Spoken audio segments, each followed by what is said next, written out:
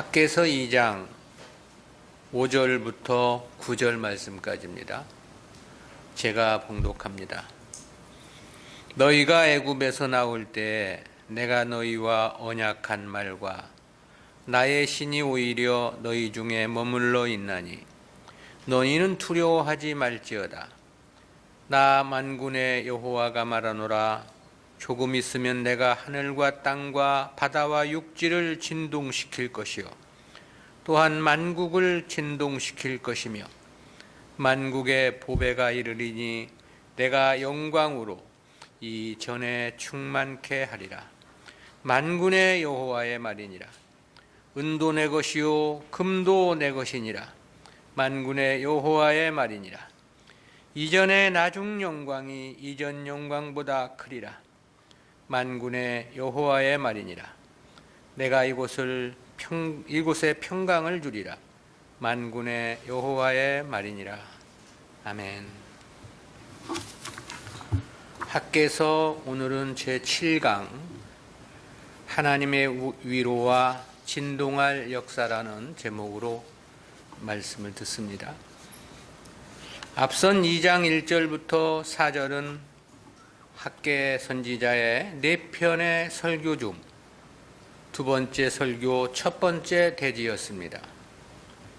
이어진 5절부터 9절은 두 번째 설교 두 번째 대지로서 새 성전이 시사하는 새로운 시대, 우월한 영광과 관련한 언약의 말씀입니다. 이와 관련한 내용은 구속사적 교훈까지 모두 6단락으로 구분해서 살펴봅니다. 첫 번째는 이스라엘을 향한 하나님의 위로입니다. 이에 대해서 5절에서 그렇게 말씀을 했죠. 너희가 애굽에서 나올 때 내가 너희와 언약한 말과 나의 신이 오히려 저희 중에 머물러 있나니 너희는 두려워하지 말지어다. 이는 하나님께서 과거 출애굽 당시 하셨던 언약이 현재도 똑같이 너희와 함께 하시니 두려워 말 것을 권면한 말씀입니다.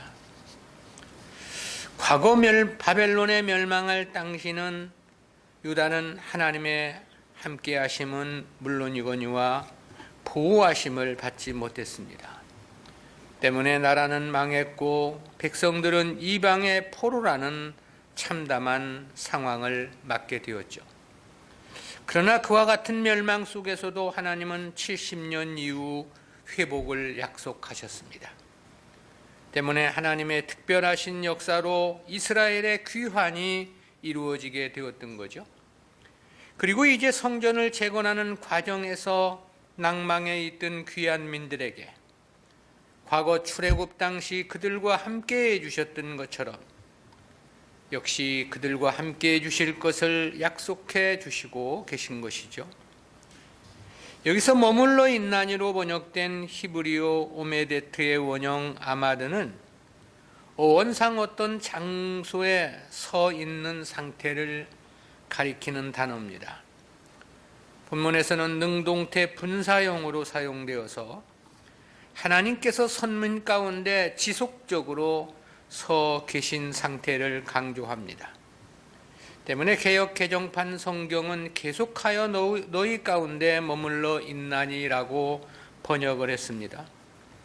실로 이러한 하나님의 말씀은 당시 이스라엘 백성들에게 힘이 큰 위로가 되었을 것이란 생각이 들어집니다.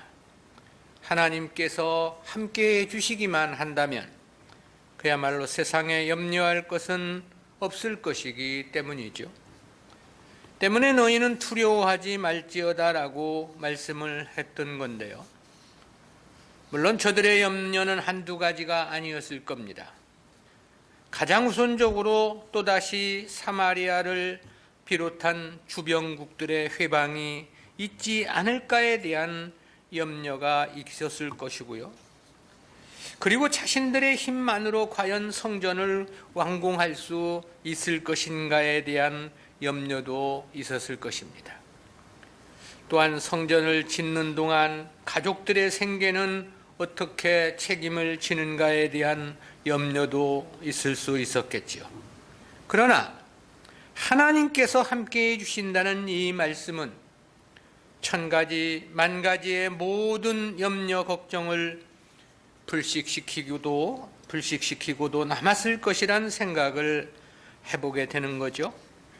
왜냐하면 하나님의 함께해 주심은 그 모든 것을 책임져 주신다는 의미를 담보하는 것과 마찬가지이기 때문에 그렇습니다.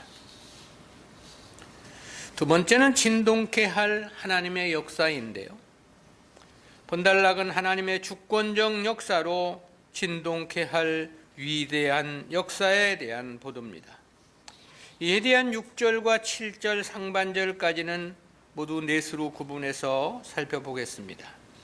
첫 번째는 6절 상반절에서 나 만군의 여호와가 말하노라 그랬죠. 6절 내용은 이유 접속사 키로 시작을 합니다. 이는 왜 이스라엘이 두려워하지 않아도 되는지 그 이유를 밝혀주는 역할을 하는 거죠.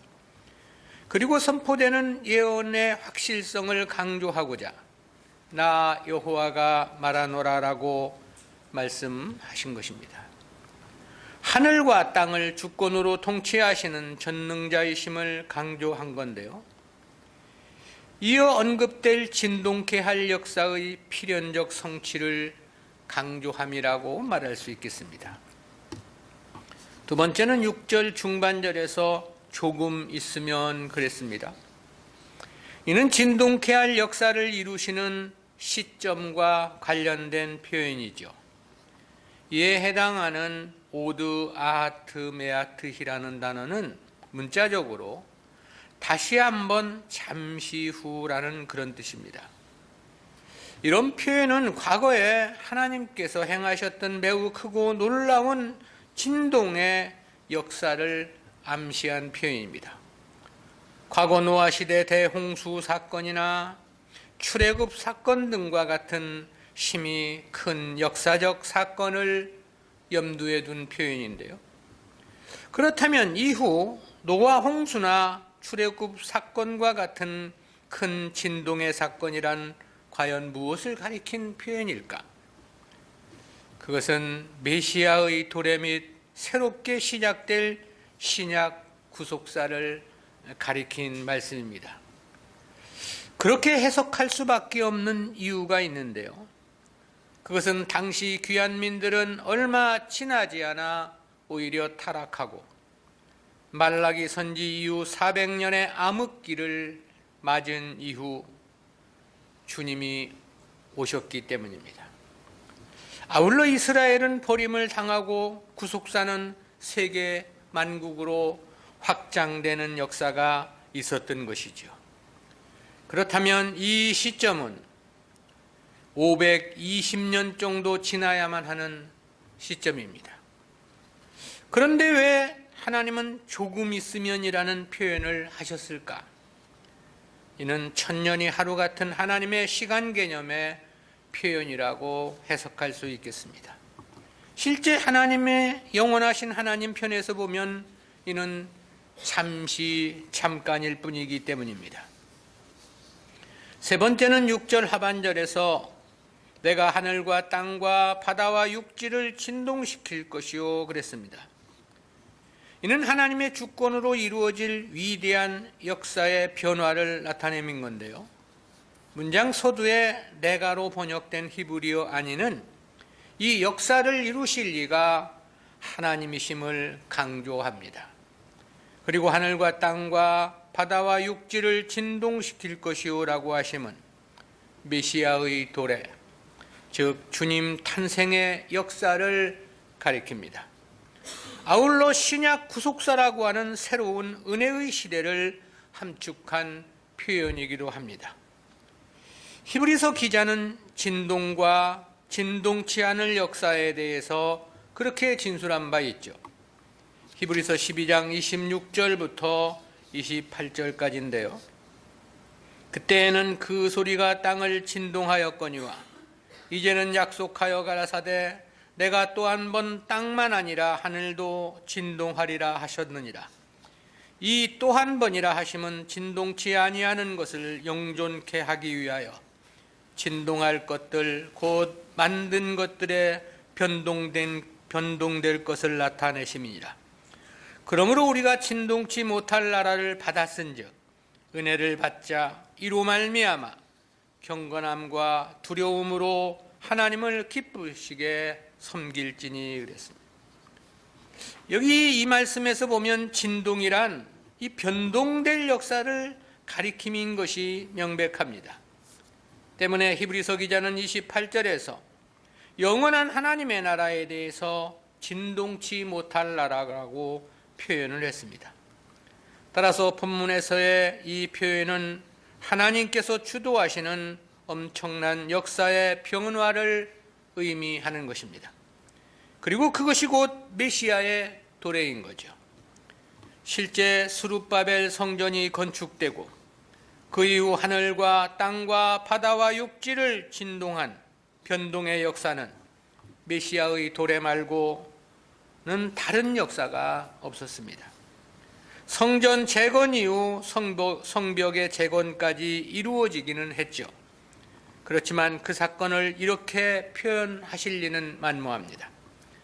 그러나 메시아의 도래는 그야말로 하늘과 땅과 바다와 육지를 진동한 역사가 맞습니다.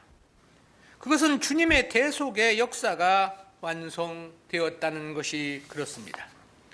그리고 그것은 세상 역사도 마찬가지죠. 왜냐하면 복음이 이방으로 넘어가는 천지개벽과 같은 대변동의 역사가 있었기 때문입니다. 네 번째는 7절 상반절에서 또한 만국을 진동시킬 것이며 그랬습니다. 이는 이방으로 복음이 확장된 신약 구속사를 가리킨 표현입니다. 여기서 이 만국으로 번역된 히브리어 콜 학고임은 모든 이방 민족이라는 그런 뜻입니다. 이에 대해서 옥스포드 원어성서대전에서는 성전이 완성됨을 보고 이방이 두려워할 것이라는 의미로 해석을 했던데요. 그러나 이는 그런 뜻이 아닙니다. 실제 성전을 건축한 이후 이방 나라들이 유다를 두려워한 것은 아무것도 없었습니다. 오히려 그 이후 두 번이나 이방인들의 방해로 성벽 재건이 중단되는 우여곡절의 역사가 있었을 뿐입니다. 따라서 이는 세상 모든 나라들에도 구원에 이르게 될 하나님 백성들이 있을 것이라는 대변동의 역사를 예언하신 말씀입니다. 이것이 오늘 우리 시대에서는 어찌 보면 당연한 것처럼 생각하는 경향이 크죠. 그렇지만 과거 구약 시대로서는 그야말로 하늘이 땅이 되고 땅이 하늘이 되는 엄청난 진동의 역사였던 것입니다. 그것은 이스라엘이 버림을 받고 이방인이 구속사의 주역이 되는 역사였기 때문에 그렇습니다.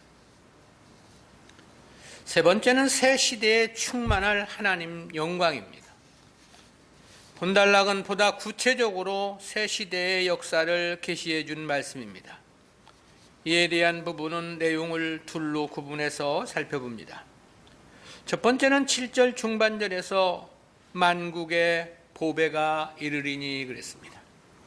이는 보다 구체적으로 도래하실 메시아 그리스도를 가리킨 표현입니다. 여기서 이 보배로 번역된 히브리어 헤무따뜨의 원형 헤무따는 어떤 대상을 기뻐하거나 사모함을 의미하는 어원에서 유래한 단어입니다. 문자적으로 기쁨의 대상 또는 바라는 것, 소망, 아름다움, 은총, 보배 등 다양한 의미를 나타내는 단어입니다. 이에 대한 견해는 크게 두 가지입니다. 하나는 이를 문자적으로 해석해서 이방인들이 가져올 귀한 예물로 보는 경우가 있고요. 이를 지지하는 대표적인 역본이 70인역입니다. 이 견해의 근거는 이르리니에 해당하는 동사 우바우가 복수형으로 되어 있기 때문입니다. 복수형이기 때문에 그리스도 한 분을 가리킬 수는 없는 것이라고 해석을 하는 것입니다. 다른 하나는 보배를 인격체, 즉 그리스도로 보는 견해인데요. 이사야 선지자는 42장 6절과 49장 6절에서 메시아를 이방의 빛으로 묘사했습니다. 따라서 본문은 이방 모든 나라가 그를 보배처럼 사모할 것으로 해석을 하는 것입니다. 그런데 이를 취할 경우 이르리니에 대한 이 복수형 동사의 해결이 필요한 거죠. 즉, 한 분이신 그리스도가 오심을 어떻게 복수형으로 나타낼 수 있느냐는 건데요. 그러나 이는 그렇게 어려운 문제는 아닙니다. 물론 그리스도는 단수로 표기되고 그 오심도 단수로 표기되어야 함은 맞습니다. 그러나 그리스도의 오심은 혈혈 단신의 역사는 아니었습니다. 먼저 창세전부터 있었던 하나님의 계획하심과 예정하심이 있었겠지요. 그리고 주님께서 마리아에게 잉태되심에는 성령의 절대적인 역사도 있었습니다. 그리고 실제로 육신을 입고 오시는 분은 그리스도이셨고요. 그러니까 주님의 도래에는 삼위일체 하나님이 모두 동원되었다, 그렇게 말할 수 있겠는데요. 그러기에 하나님에 대한 복수형 표현은 구약에서도 쉽게 찾아볼 수 있습니다. 가장 먼저 하나님께서 인간을 창조하실 때 그렇게 말씀을 했죠. 창세기 1장 26절입니다. 하나님이 가라사대 우리의 형상을 따라 우리의 모양대로 우리가 사람을 만들고, 여기 보면 하나님은 3번을 중복해서 우리라는 이 복수형의 단어를 사용했습니다. 물론 이는 하나님이 3분이라는 뜻은 아닙니다. 이루어 가실 구속사를 3위로 역사하실 것이기에 이렇게 표현을 하신 것이죠. 물론 역사도 마찬가지입니다. 그러므로 본문의 이르리니에 대한 이 복수형 단어가 주님으로 해석하는데 큰 문제는 없다라는 것입니다. 그리고 실제 주님은 만국의 보배인 것이 또한 맞는 거죠. 인간들에게 있어 그 이상의 고귀한 보배는 천상천하 그 어디에도 없기 때문입니다.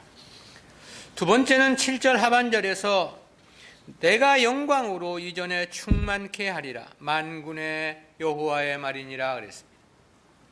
이는 솔로몬이 성전을 완공하여 하나님께 봉헌했을 때를 염두에 둔 표현입니다. 당시 솔로몬 성전을 완공하고 법궤를 안치했을 때 열왕기 기자는 여호와의 영광이 전에 가득했다고 기록을 하고 있습니다. 옥스포드 원어 성서대전은 본문의 영광을 수룹바벨 성전을 가리키는 것으로 해석을 했지만 그건 역시 그렇지 않습니다. 수룹바벨 성전은 성전이 재건된 이후 오히려 굴욕의 역사였다고 말할 수밖에 없습니다. 이미 16년 동안이나 성전 재건은 터만 놓고 중단되었던 역사가 있었고요.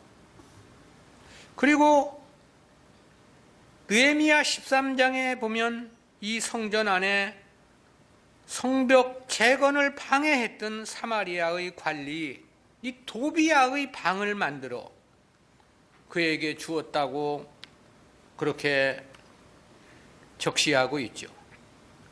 또 말라기서에서 보면 이 성전에서 더러운 제물들을 하나님께 드렸기에 하나님은 그런 것을 가져오지 말라고 말씀하신 바 있습니다. 그 중간기 시대에는 시리아의 안티오쿠스 에피파네스가 돼지 피로 하나님께 제사를 드리는 등 성전은 힘이 크게 훼손되고 유린되기도 했습니다. 따라서 본문 역시 그리스도를 가리킨 상징적 표현으로 보아야 함이 합당합니다. 즉 그리스도께서 심히 큰 영광으로 이 세상에 임하실 것을 나타내신 거죠. 때문에 사도 요한은 그렇게 진술한 바 있습니다. 요한복음 1장 14절입니다. 말씀이 육신이 되어 우리 가운데 거하심에 우리가 그 영광을 보니 아버지의 독생자의 영광이요 은혜와 진리가 충만하더라. 실제 그리스도는 하나님의 영광이셨습니다.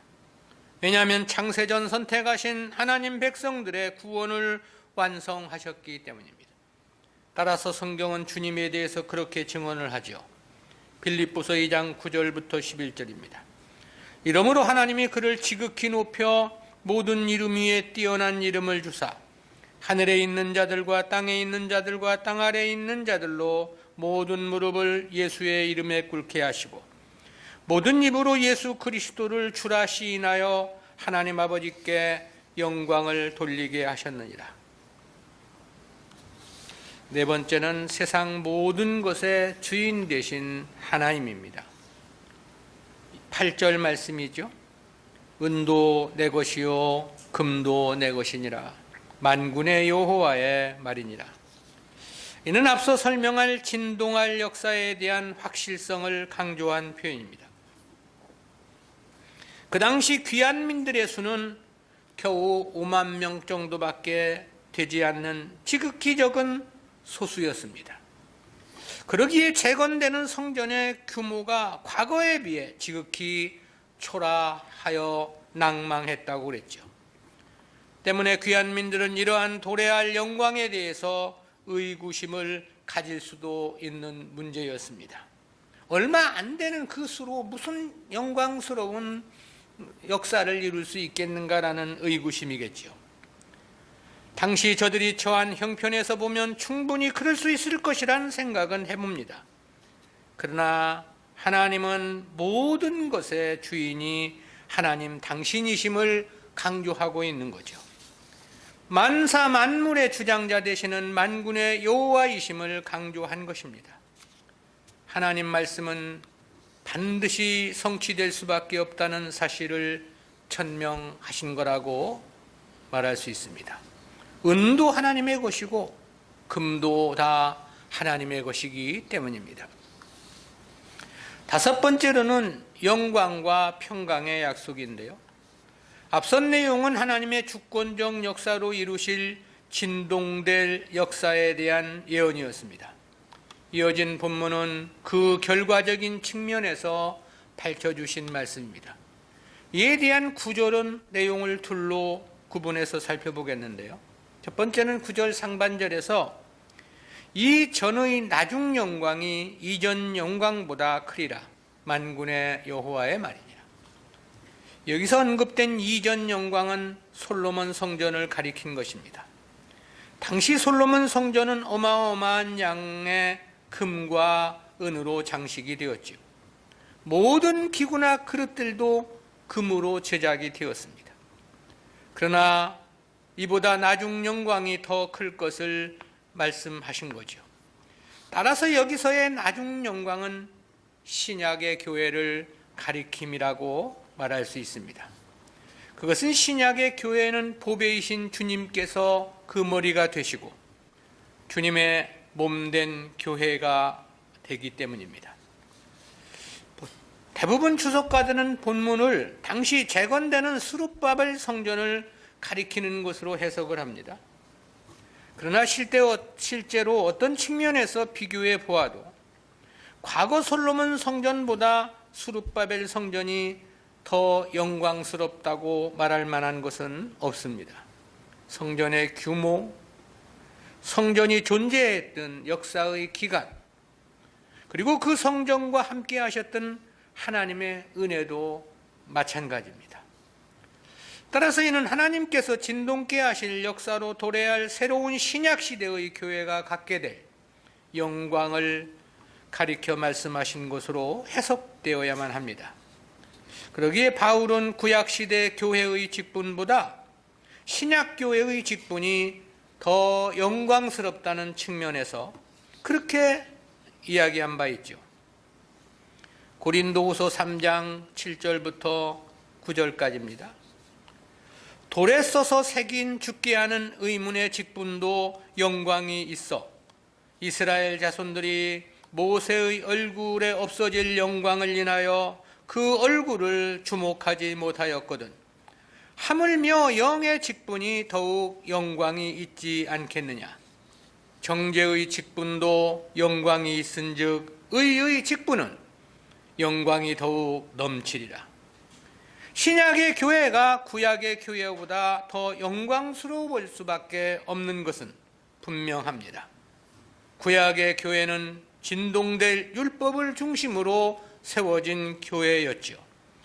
그러기에 바울은 그 율법을 섬겼던 모세의 직분에 대해서 의문의 직분, 정죄의 직분이라고 말했습니다.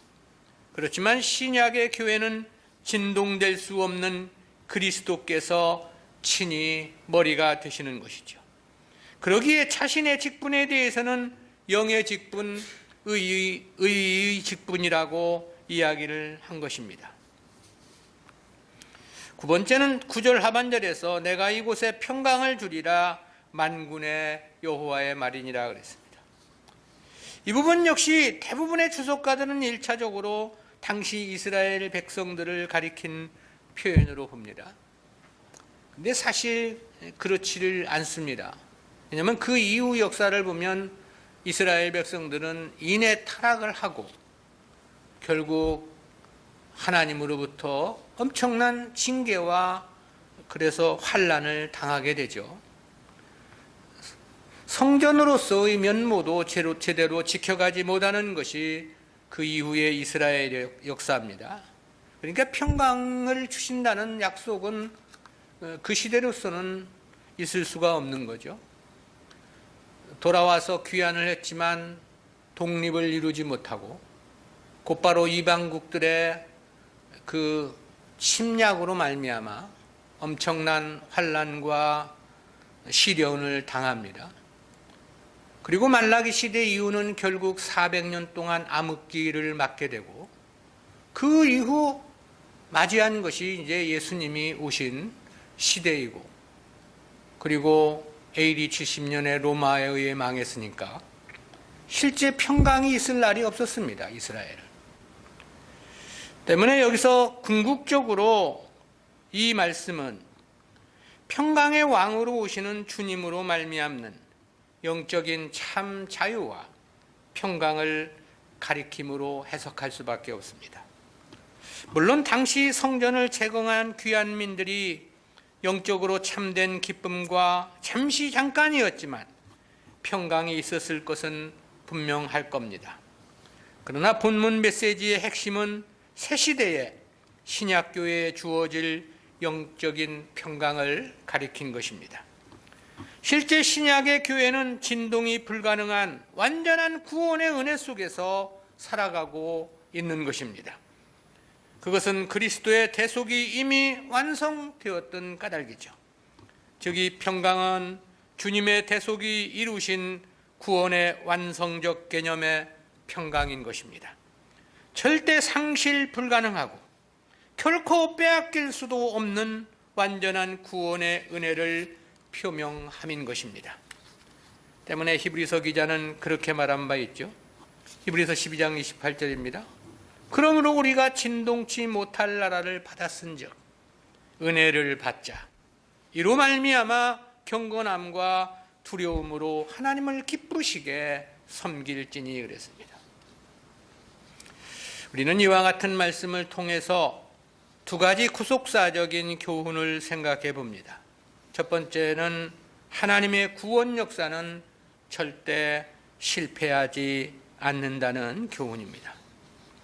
이는 스룹발벨 성전 재건을 독려하고 위로하는 과정에서 두려워하지 말 것을 말씀하며 그 이유로서 메시아의 도래와 신약 시대를 예언하였음에 함유되어 있는 교훈입니다. 6절 하반절에서는 내가 하늘과 땅과 바다와 육지를 진동시킬 것이요 라고 말씀했죠.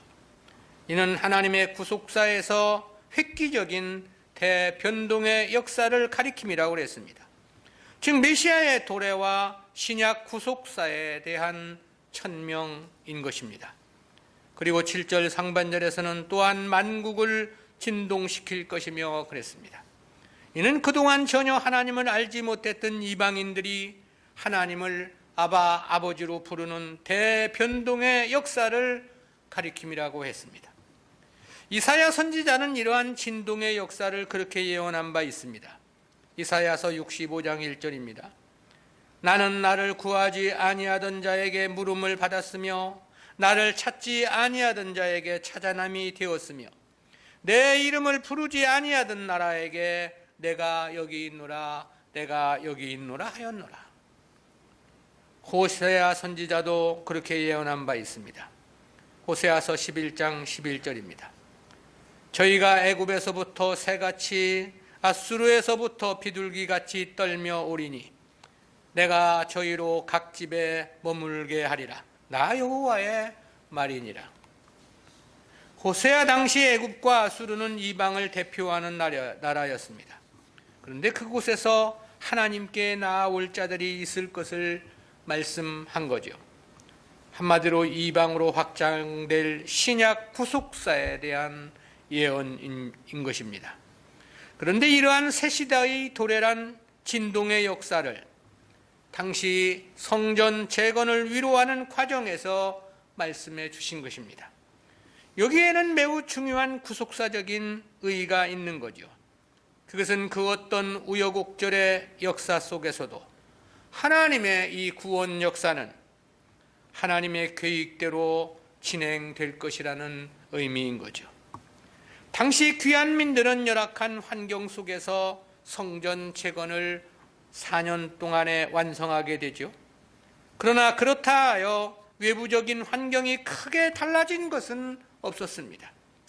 성전 재건에 이어 성벽 재건에 돌입을 했지만 두 번의 중단이라는 비극적인 역사를 맞기도 합니다. 그 이후 귀환민들의 생활상을 보고받은 느헤미야는 수일 동안 울며 슬퍼했다고 그랬죠. 그 이유에 대해서 그렇게 말했습니다. 느헤미야 1장 3절입니다. 저희가 내게 이르되 사로잡힘을 면하고 남은 자가 그 도에서 큰 환난을 만나고 능욕을 받으며 예루살렘 성은 회파되고 성문들은 소화되었다 하는지라. 당시 귀환민들이 너무나도 큰 고난을 당하고 있음을 동생을 통해서 전해 들었던 거죠. 그럼에도 하나님은 본문 7절 하반절에서 내가 영광으로 이전에 충만케 하리라 그랬습니다.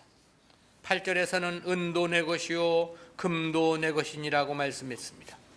9절 상반절에서는 이전의 나중 영광이 이전 영광보다 크리라고 말씀을 했습니다. 무슨 뜻인가? 성도들에게 더러 힘들고 어려움이 있을 수 있지만 하나님께서 자기 백성을 구원하는 역사는 계획하신 대로 진행될 것이라는 그런 뜻이죠.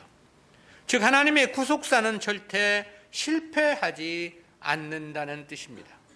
성도가 어떤 환경이라 하더라도 낙심할 것이 없는 이유입니다. 하늘이 무너지고 세상이 다 망하여도 크게 동요할 이유 없습니다. 왜냐하면 하나님께서 자기 백성을 구원하는 역사는 절대 실패함이 없기 때문에 그렇습니다. 반드시 하늘의 무궁한 영광의 기업으로 결말 지을 것이기 때문에 그런 것이죠. 대통령이 체포되고 구속될지 안 될지 나라는 양쪽으로 갈려져 가지고 난리가 아니지만 우리가 걱정할 이유 없는 것은 우리가 세상을 보고 살아가는 것은 아니기 때문입니다. 하나님께서 이루어 가시는 구원 역사를 바라보기에 우리는 어떠한 환경이라 하더라도 동요될 이유 없고 그저 하나님 섬김에 열과 성의를 다하면 되는 것이죠. 두 번째로 신약의 성도들은 더욱 감사함으로 하나님을 섬겨야 한다는 교훈입니다. 그것은 실제 신약의 성도들은 구약의 성도들에 비하면 너무너무 큰 은혜와 은총 속에 살아가고 있기 때문입니다. 본문에서 하나님은 새롭게 도래할 신약 시대에 대해서 여러 형태의 묘사를 통해서 은혜가 충만한 시대임을 말씀하셨습니다. 근데 과거 구약의 선지자들이 예언한 신약 시대에 대한 묘사를 보면 그야말로 우리가 사는 시대는 너무나도 은혜가 충만한 시대입니다. 에스겔 선지자는 신약 시대에 부어질 하나님의 풍성하고 충만한 은혜에 대해 그렇게 예언한 바 있죠. 에스겔서 47장 1절 2절입니다. 그가 나를 데리고 전문에 이르시니 전의 전면이 동을 향하였는데 그 문지방 밑에서 물이 나와서 동으로 흐르다가 전 우편 제단 남편으로 흘러내리더라. 그가 또 나를 데리고 북문으로 나가서 바깥길로 말미암아 꺾여 동양한 바깥문에 이르시기로 본즉 물이 그 우편에서 스며 나오더라. 이는 새롭게 세워지게 될 신약교회를 통해 전파될 복음을 상징한 표현입니다. 그리고 그 복음을 통해서 신약의 성도들에게 입혀질 은혜에 대해서 그렇게 말했습니다. 에스겔서 47장 3절부터 5절입니다. 그 사람이 손에 줄을 잡고 동으로 나아가며 1,000척을 청량한 후에 나로 그 물을 건너게 하시니 물이 발목에 오르더니 다시 1,000척을 청량하고 나로 물을 건너게 하시니 물이 무릎에 오르고 다시 1,000척을 청량하고 나로 물을 건너게 하시니 물이 허리에 오르고 다시 1,000척을 청량하시니 물이 내게 건너지 못할 강이 된지라. 그 물이 창이라여 헤엄할 물이요 사람이 능히 건너지 못할 강이더라. 이는 신약의 성도들이 있게 될 은혜의 풍성함과 충만함을 나타낸 비유입니다. 능히 건너지 못할 강이라는 것은 그만큼 차고 넘치는 은혜를 상징한 비유인 것입니다. 그래서 9절에서는 그렇게 말씀을 합니다. 이 강물이 이르는 곳마다 번성하는 모든 생물이 살고 또 고기가 심이 많으리니 이 물이 흘러 들어가므로 바닷물이 소성함을 얻겠고 이 강이 이르는 각처에 모든 것이 살 것이며 복음이 이르는 곳곳마다 하나님의 은혜가 차고 넘칠 것이라는 그런 뜻이죠. 이어서는 그렇게 묘사하기도 했습니다.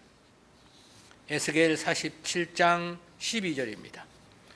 광 좌우가에는 각 종목을 실과나무가 자라서 그 잎이 시들지 아니하며 실과가 끊치지 아니하고 달마다 새 실과를 맺으리니 그 물이 성소로 말미암아 나옴이라. 그 실과는 먹을 만하고 그 잎사귀는 약재료가 되리라. 복음이 이르는 곳마다 하나님의 은혜가 차고 넘친다는 의미의 비유입니다. 이사야 선지자는 은혜가 넘치는 신약 시대를 그렇게 예언하기도 했습니다. 이사야서 65장 19절 20절입니다.